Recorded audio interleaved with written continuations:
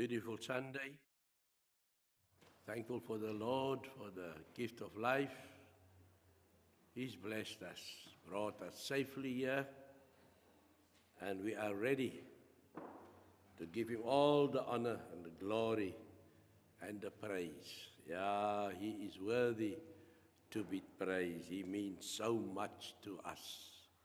So, let us go to our Father in prayer. Dear God and Father, we are so thankful. Words fail us this morning for all the blessings that we receive from you. Even, Lord, as we will learn in the study, that even the Spirit of the Lord intercedes on our behalf. And because of all this, we are so thankful. And Lord, we are complete. We are clothed this morning. We have got our homes. And Lord, we are thankful that we can use our voices this morning to give you all the honor, the glory, and the praise. Thank you, Lord. We are thank you for Wayne and Marianne that has left for National, and that you have taken them safely on the road. You've kept them, Lord, and we pray, Lord, as they would be out there to take care of themselves because of a new job for Marianne. We also know that they are not going to rest on their laurels, but they would let their light shine. And so I pray, Lord, that those that they come in contact with will know and see. Here are people that worship the Lord in spirit and in truth. Oh Lord, we are so mindful of our families that is going through trials, tribulations. But as we will also study, Lord, this morning, you are the one that take care of us. And our plans and our hope is not for this world, but it is for the one that we were promised. And so, Lord, on this earth, this world, we will be tempted. We will go through trials. We will go through storms of life. But the greatest gift we have is to keep the faith. And so, Lord, I pray that you would be with all those that are struggling this morning, health-wise, but I pray that their faith will hold. And so, Lord, I'm also praying for those that are seeking employment. Also, Lord, that you will bless them with employment. For our service here this morning and every Lord's Day, I pray, Lord, that we would always do our best to worship you in spirit and in truth. Oh Lord, to you receive all the honor, the glory, and the praise. It's in Jesus' name that I pray. Amen. Also, a hearty good morning to those on Zoom. And I pray and am thankful that even that we are separated from each other, that you find it worthy to, let me just put this belt on another notch, because I can feel I've lost some weight there at the moment. So let me just tie it up. I feel now comfortable. So we are thankful for the Lord for all the blessings received. And we're continuing in the book of Romans in chapter 8. And you see there in the outline, it is the B section. And let me just see here. Do I have the B section here? Yeah, I've got a B. That is last week's one. This is this week's one. All right. So, just to recap, it is Romans chapter 8. Paul is building up. And in chapter 6 we had where he starts off, shall we sin that grace may abound? Surely not. Because in chapter 5, he has just brought to us that how the flesh and the spirit is in battle. Yes, and then we get then to chapter 6, in which we go through the waters of baptism and we die to the world so that we can walk new in Christ Jesus our Lord. And then in chapter 7, he wants to tell us that now the battle is not over yet. And in chapter 7, we'll find that now it is the spirit and the flesh that is in competition with each other. Well, if you've gone through the waters of baptism, you've got Christ on your side. And when you resist the devil, he will flee from you.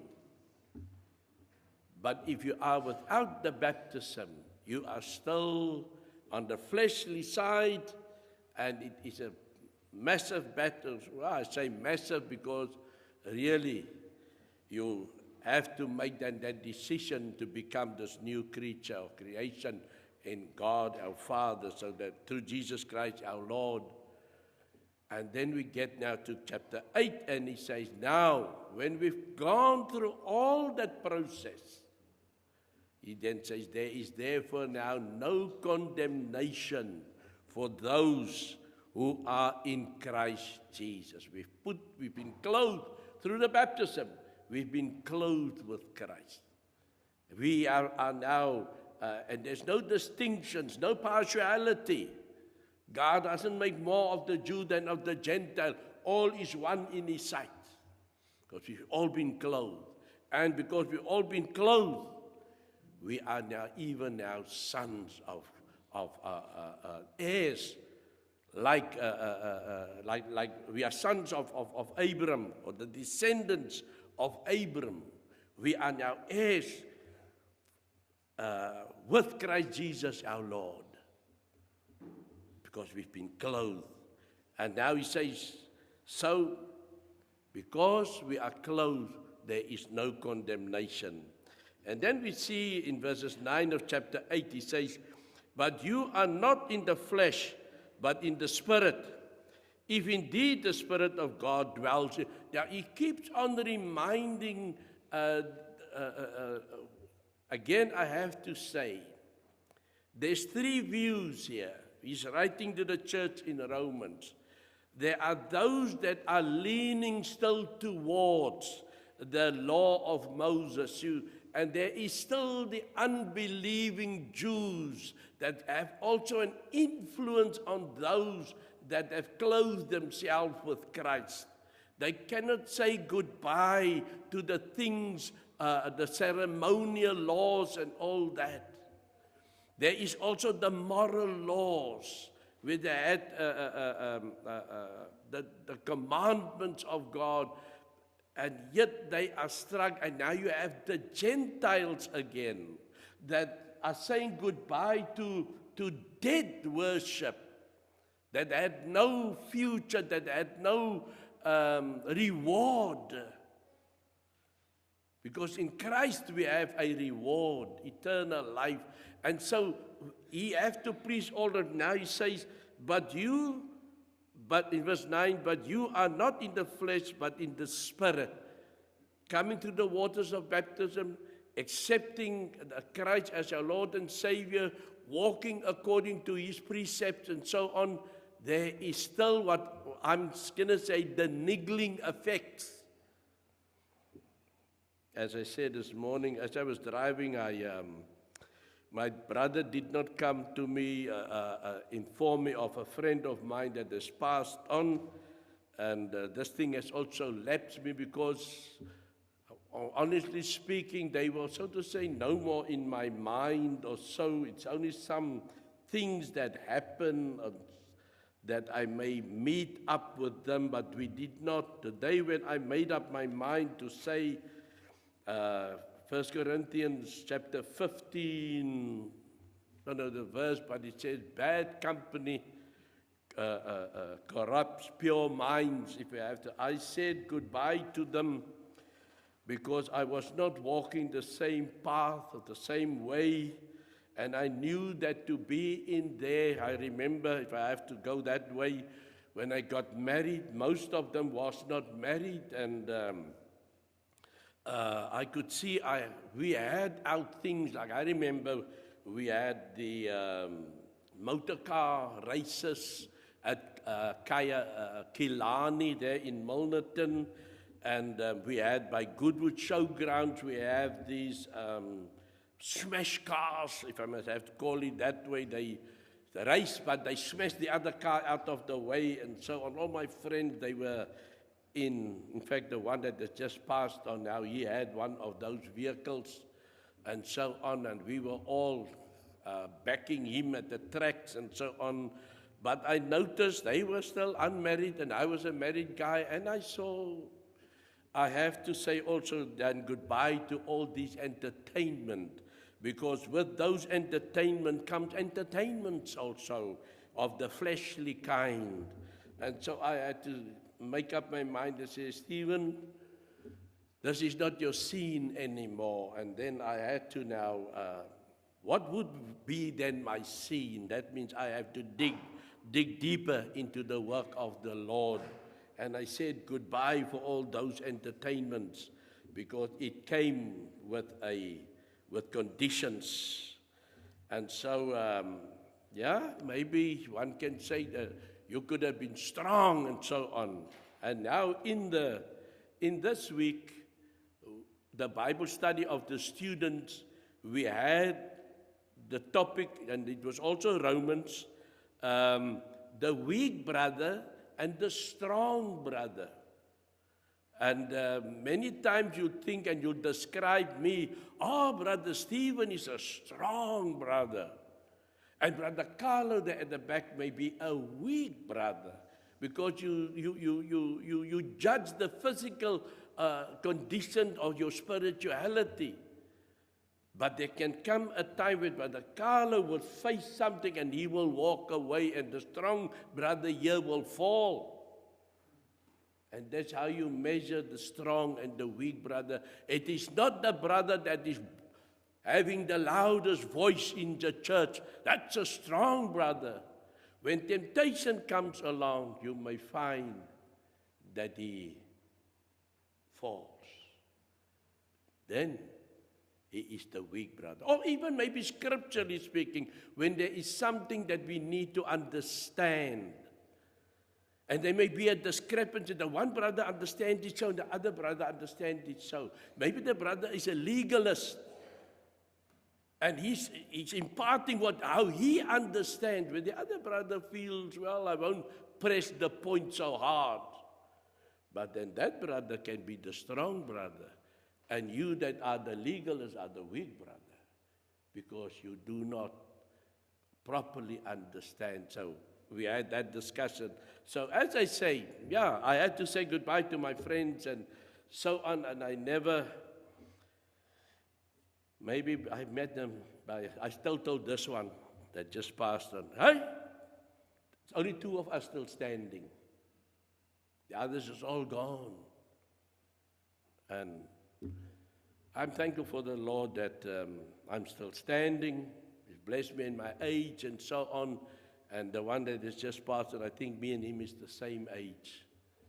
And he's now no more. And so, I don't know why. I don't even know if maybe I must give my brother a call and say, is he buried already? Because it seems like out of sight, out of mind. And so, but as I say, we're talking now about the flesh fighting against the spirit, and the spirit fighting against the flesh. This is a war that will continue, where we will have to know our stand before the Lord. It is not that after you've gone through the waters of baptism, now you're so clean and you like grease or soap, and sin want to grab hold of you, just pop out away from him. No, you're more coarse like sandpaper. When you get a hold of it, you get a hold of it. And you need then your prayer life to be in tune, so that you can say, oh Father, how Jesus, help me in this age. But he says in verse 9, but you are not in the flesh, but in the Spirit, if indeed the Spirit of God dwells in you. So it's emphasizing that point. My brother and my sister, where do you stand? In the flesh or in the Spirit? But if the Spirit of God is in you, you're spiritual. And you can stand up. And you can call on the name of the Lord. And then he says, now if anyone does not have the Spirit of Christ, he is not part of God. But did he go to the waters of baptism? Let's see what it says. Now, if anyone does not have the Spirit of Christ, he is not his. And if Christ is in you, the body is dead because of sin, but the Spirit is life because of righteousness. Make that distinction. Once you've gone through that waters of baptism, you've left your dead body behind. You've left your fleshly body behind. You are now spiritual. Though you're still in the same temple. We need to understand that fight will never end. You still got to continue walking the straight and narrow. You still have to have the spiritual warfare weapons on you, the shield, the helmet, the shoes on your feet, the belt, and all you got. Ephesians chapter 6, you've got to clothe yourself. You've got to be fully armored. And that is what the Apostle Paul is saying. When we come through that waters of baptism, he says, but if the Spirit of him who raised Jesus from the dead dwells in you, he who raised Christ from the dead will also give life to you, to your mortal bodies, through his Spirit who dwells in you. So the Apostle Paul tells us of a surety. The Spirit of God dwells in you. That Spirit that raised up Christ Jesus out of the deathbed. And the resurrection day came, and which new life, where this gospel of life is then preached. Before the cross, we are now after the cross. We are in a new high priest, a new law, and we worship God differently because all people lift their voices now to God. Gentile and Jew, Christian are their names now. They worship God anew. And then we get to verse 12, which says, therefore, brethren, we are debtors. And so we find that we owe. We owe. And he says here, not to the flesh, to live according to the flesh. No, we are dead. We have said goodbye to our old ways. Remember, Paul always brings out, he just started and there he goes. And then when the end of 3 or 4 or 5 or 6 pages, you say, what was the story now again? He's always bringing us back, reminding us, and he's not for letting it slip. Therefore, brethren, we are debtors, not to the flesh, to live according to the flesh. For if you live according to the flesh, you will die. Again, he makes us remember, you made a change in your life, so that you can receive the reward, and the reward is eternity. Remember the serpent which said to Eve, did I really say if you eat of that fruit you will die? And she said, yes, you must not even look at it. You must not touch it. And she could have put many things, but the aim is that you must not disobey the command of God. And he said, you shall not surely die. Reminds me now of a question that was asked, and it's about somebody that says, we have not received forgiveness because Christ died, and it says our sins are forgiven, but Adam and Eve's curse is still with the people today, that Adam is still dying, and Eve is still bearing children with pain. You see how people can work something out to give them an angle And there's no angle there because we just had it 3 weeks ago. We had death of Abraham, of Adam, and we have life of Jesus Christ. And so that will stay with us. And remember, we are still in this life. We're still born to this ground, this earth. And God has put laws in place. The woman will still bear a child with pain, and man is still working and providing for his family, sweating it out. That has not changed. And so I do not know why people will mount things which is not profitable for long life. So, and what is happening, as I say, you will die. You say, if you live according to the flesh, you will die. But if by the Spirit you put to death the deeds of the body. So easy. Flesh, death. Spirit, life. It's our choice. He says, for as many of us as led by the Spirit of God, these are sons of God. Oh, sons and daughters of God. If we went through that waters of baptism, there is therefore no condemnation for those who are Christ Jesus, who live not according to the flesh, but according to the Spirit. We are now children of God. And we are worthy of the reward. No death. Yes, we will physically die here, but spiritually we will not die. For you did not receive the spirit of bondage again to fear, but you received the spirit of adoption, by whom we cry, Abba, Father. Yes, and bondage is sin, slaves to sin. We did not receive, and you can say, for you did not receive the spirit of bondage again. We've made that change. Why flip back?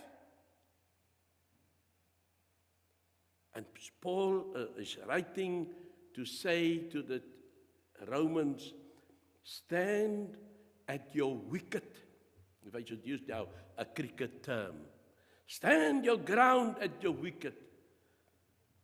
When you stand there, there's certain laws even in the ways you can stand. You must not be out, otherwise they can stump you. You got to stand while they trespass, or they did that the 1 feet is inside and the 1 feet is outside, but that is because of advantage. Gives you an advantage. But you must stand your ground. So when sin bowls at you, you know how to use your bat to say, this way with you, that way with you, and this way, and let the devil do his work running after the balls. And so you stand your ground. That's what he's saying. For you did not receive the spirit of bondage again. You do not go back to the law, because you are made free, the law of fear. But you received the spirit of adoption, by whom we cry out, Abba, Father. Adoption. If I have to put it like this, I have been born through my mother and my father. That is my father, that's my mother. To belong to another, then there must be a legal process. You know, when we have people wanting to adopt a child, it's a long process that goes through, because they must see if the parents are fit to raise up a child. Do they have all the comfort to raise up a child? It's a long process. Some people are failed because they are found unfit maybe to raise up a child or to adopt a child. But here, God is secure of us when we have confessed our sins. We've gone through the waters of baptism. He now adopts us, and we have now the right to call him Abba, Father. You see, Mark chapter 14, that would say, I think it's Mark 14, verse 26, if I am correct. It's not 26 because I'm reading it now, but I know it is Mark 14 in which he cries, Abba, Father.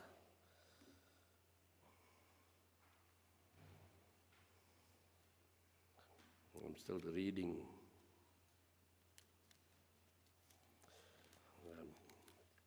Anyway, yeah, it is verse, you say? Verse 30, verse 36. Do you say 24? Oh, 34. All right, it's near because I've got it here 36. 34 says, then he said to them, my soul is exceedingly sorrowful, even to death. Stay here and watch. He went a little further and fell on the ground and prayed that it be possible that the hour might pass from him. And he said, Abba, Father, all things are possible for you. Take this cup away from me. Nevertheless, not what I will, but what you will. Even Christ subjected himself to the authority of his Father. Abba, Father. And now we are adopted and we have the right to say, Abba, Father. The Spirit himself bears witness with our spirit that we are children of God. And if children, then heirs. It continues. We're not just children. We are heirs. We can inherit. And he says, heirs of God and joint heirs with Christ. Double the blessings. Joint heirs with Christ, if indeed we suffer with him, that we may also be glorified together. Now there's another word coming in here. If we suffer with him. Oh, everything was now so joyful. Well, I did touch on that. You have a battle on your hands now that you are a new creature in our Christ our Lord. Now that you have died to death and you walk in newness of life. There's this battle that is going on. So we are in for suffering also. And so as we go on, we find in verses 18, verses 17, the last part said, if indeed we suffer with him, that we may also be glorified together. Now that we are children of God, we've been adopted, we are now children of God, we are heirs, we are joint heirs with Christ, but it do come with a price. It's not going to be easy. It's not going to be easy. I mean, just think if you must be, who would you like to be your father today? Oh, Bill Gates. If you want Bill Gates to be your father today, easy. You can go pull out your Maserati. Huh? You can go and, Wycliffe, you can go buy the biggest house here in Somerset West. Huh? Or you are the Lamborghini rather. Yeah, you are happy with your father. But all those things is going to stay. You can have a pleasant, beautiful life. All material things. Death is still with you. But when you are a child of God, the price you have to pay, it does not come easy. But it is worth it. Makes me think of a song now. Eh? He says, for I consider that the suffering of this present time are not worthy to be compared with the glory which shall be revealed with us. He says, we're going to suffer. But wow, what we're going to receive is so much better. Because our Maserati will stay behind. Our big house will stay behind. Our bank full of money will stay behind. And we're going to be burned in hell. But if we suffer for Christ's sake, at least nowadays, we know our suffering is not that. The only thing I would say is that you must contemplate, will I go there or will I do this? No, I'm not going to wreck my faith. That's about all. You see? So, for the earnest expectation of the creation eagerly waits for the revealing of the sons of God. For the creation was subjected to futility, not willingly, but because of him who subjected it in hope, because the creation itself also will be delivered from the bondage of corruption into the glorious liberty of the children of God. For we know that the whole creation groans and labors with birth pangs together until now. Not only that, but we also have the first fruits of the Spirit, even we ourselves groan within ourselves, eagerly waiting for the adoption, the redemption of our bodies. For we were saved to this hope. But hope that is seen is not hope, for why does one still hope for what he sees? But if we hope for what we do not see, we eagerly wait for it with perseverance. And in that long list that I have now read, what do we see? It is not a path of roses, but they say here, they're talking about the groanings. Let me just see.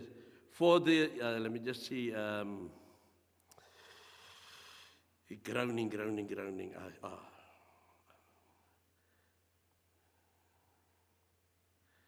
Let me just see if verse 19 say, for the earnest expectation of the creation eagerly waits for the revealing of the sons of God. Okay, that is just that our labor is not over yet. Okay, verse 22 says, for we know that the whole creation groans and labors with birth pangs together until now. And what we understand is that mankind, this earth can't groan, but this mankind is awaiting. We just had a couple of days ago, people would say the rapture was going to. Let me explain to you and make to us. We, the church, do not believe in the rapture. We do not have studies about the rapture. We are not date setters that in such and such a time the rapture will take place. But what we know is that Jesus even say, watch and pray, for you do not know the hour. And then he made parables in which he explained. And he gives us that the servants did not know at which time the master would come. And so it can be any time, now, just now, or tomorrow, but we are ready. And this is what this passage is saying. While in this time of groaning, I think a verse which the Apostle Paul says, it is better for me to go, but for your sake I still want to stay. But it would be better for me to go. And so we all groan here on earth because we want to be. We want to receive our inheritance, eternal life. But as long as God postpone or find it's not my time yet to come, we will continue to suffer, but not suffer with whoops. And we'll see just now or something, how some suffering will take place. But it is not that we go hungry. It is not that we have no clothes to wear. We've got so much comfort, we do not know what is suffering. But when it comes to the Word of God, we find that there is suffering. In this, that we so much want the whole world to believe, but the whole world does not believe. That is the suffering. We want all the religions to say, we do understand that it is only needful that we all become one in Christ Jesus, or one in God through Christ Jesus our Lord. And that is the suffering.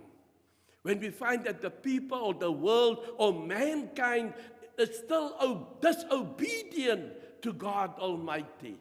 This is the groaning.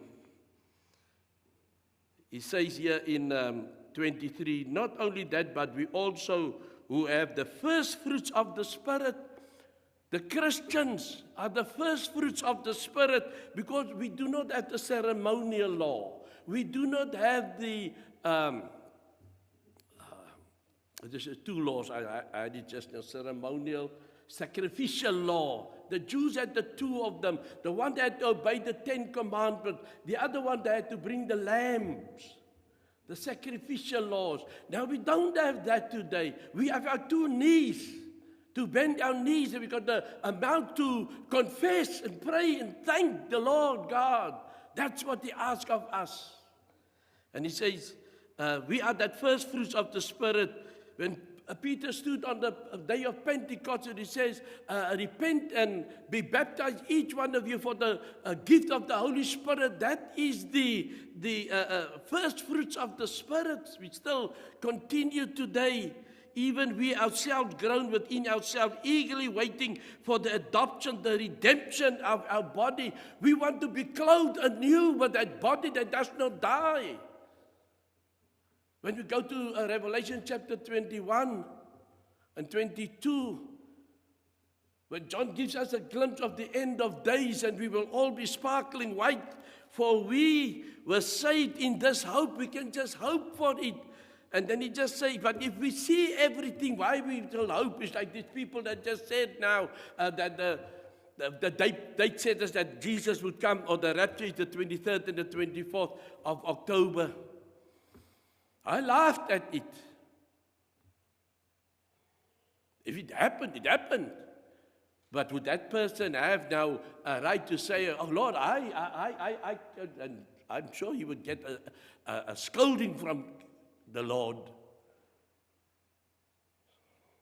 But when we want to be great in the eyes of man, we do foolish things. But if we hope for that which we do not see, we eagerly wait for it with perseverance. So we persevere in our strive. Let me continue. Verse 26, likewise the Spirit also helps in our weaknesses, for we do not know what we should pray for as we ought to, but the Spirit Himself makes intercession for us with groanings which cannot be uttered. Now He who searches the hearts knows what the mind of the Spirit is, because He makes intercession for the saints according to the will of God. So we sometimes ask ourselves, we do not understand properly. Or we are, maybe in this time, is it really? We were torn between two truths. There cannot be two truths. There cannot be one truth. One is a lie.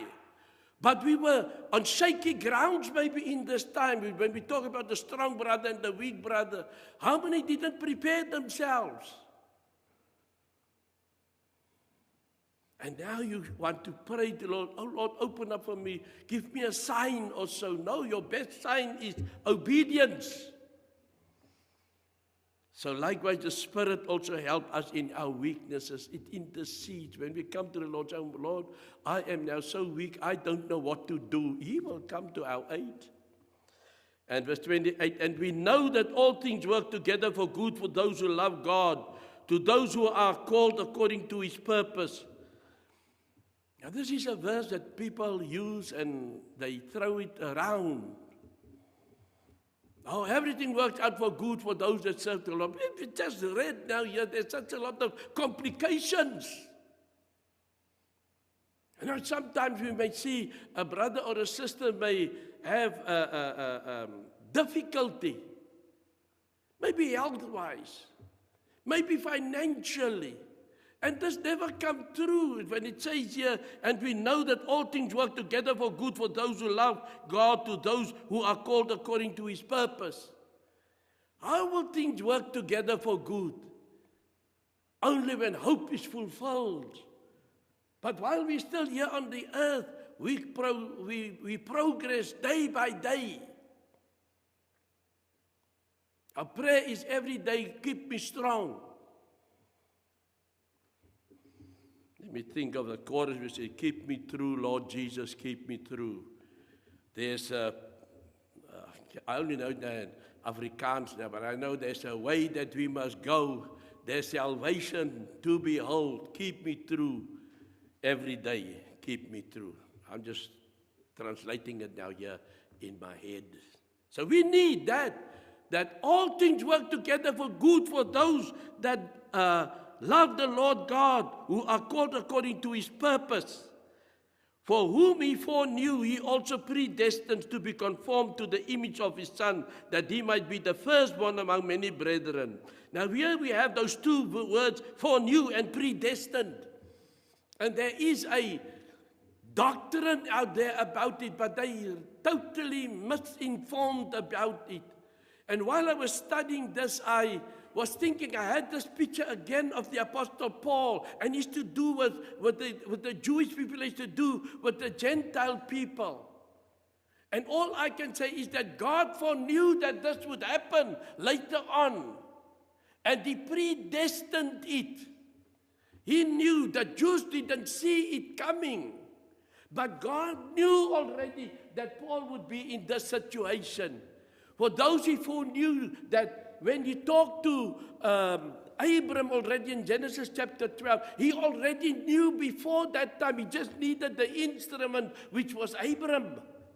And Abram did not disappoint Him, because he had the faith was reckoned unto him as righteousness. So he continued, and so today we're reaping that because God foreknew and He predestined it to happen, and it did take place.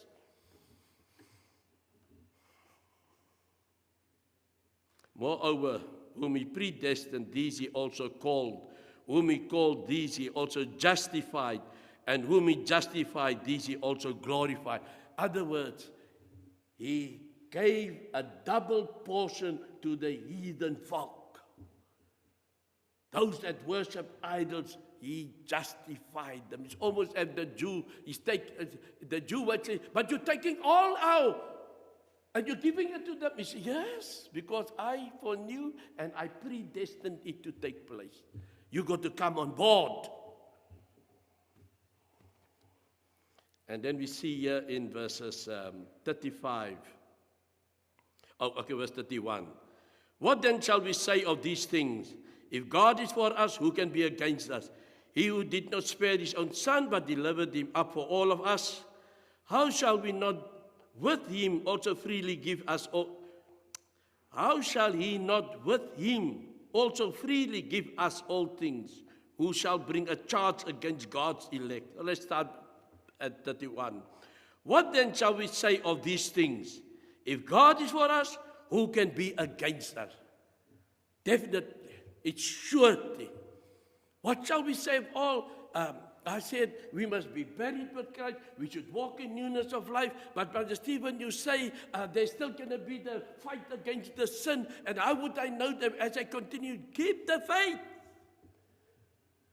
If God is for us, who can be against us? So every day we walk and we talk God. That is what we do every day. And then he says, what shall separate us from the love of Christ? Shall tribulation or distress or persecution or famine or nakedness or peril or sword? All those things. Did it happen to you already? What shall separate us? Tribulation? Distress? Persecution? Famine? Nakedness? Peril? Or sword? And as I heard that sword means death. Because why did the people wear a sword? For Mickey Mouse business? Is to kill you. All these things. If God is for us, these things make those, it's not that, yes, it will harm us. But we need to keep the faith. We need to know God is true and we are following all His works. Verse 37 says, yet in all these things we are more than conquerors. Just when we thought we at our lowest ebb with all these things. Wow, brother, I'm not fit for all those things. I didn't know that walking with the Lord comes with all those trials and tribulations and so. But we just said before that if God is for us, who can be against us? And now he says, yet in all these things we are more than conquerors through Him who loved us. Surely will give us every day the strength so that we will continue. For I am persuaded. Now listen to this. Paul says, for I am persuaded that neither death, nor life, nor angels, nor principalities, nor powers, nor things present, nor things to come, nor height, nor depth, nor any other created thing shall be able to separate us from the love of God, which is in Christ Jesus our Lord. Wow! Paul is really taking us on a roller coaster ride. Down into that, up here, but we come. Have you seen people on a roller coaster, how they scream and so on? I've never been in one, but I know I'll be one of those big screamers. You know, because I always think ahead. I think this wheel's not going to fall off, but I'm going to scream. But that is what Paul is taking us on a joyride. Wow. Ain't you glad that you know the Lord Jesus? That no matter what, He will carry us through. Sad storms of life come. What? Oh, devil, you thought you got me. But let me tell you, I'll give you a run for your money. I'm still strong in the faith. You could have broken this body to pieces, but I'm still alive. I can say, thank you, Jesus. And that's what the Lord wants to hear. Those things as we read, nothing can compare. Whatever we go through on this life, what is coming far outweighs what we've been going through. Yeah. And I cannot wait. I cannot wait to receive all those, because we are adopted. The papers is there. We said, call Him Abba Father every day. May the Lord bless you, brothers and sisters, church. Let us continue. Let us keep the faith. Keep it. Let us pray. Thank you, Heavenly Father, that we be encouraged this morning. The Apostle Paul, in his words, which tell us that there is only but one God. There is only but one faith. And there is only but one hope. Oh, and there is only but one love. So we thank you, Lord, that we could be encouraged this morning to keep on keeping on. Bless us, Lord, as we continue this day. We pray for our service that will continue after this. Pray for the preacher, Lord. Pray for the one that will bring the Lord's table. All that, Lord, for the singing, that we will sing, Lord, and lift up our voice in praise. And even for tonight, Lord, we pray that when we get together again, though it be over Zoom, we would say, it was wonderful to be in the presence of God Almighty. Here I pray in Jesus' name. Amen.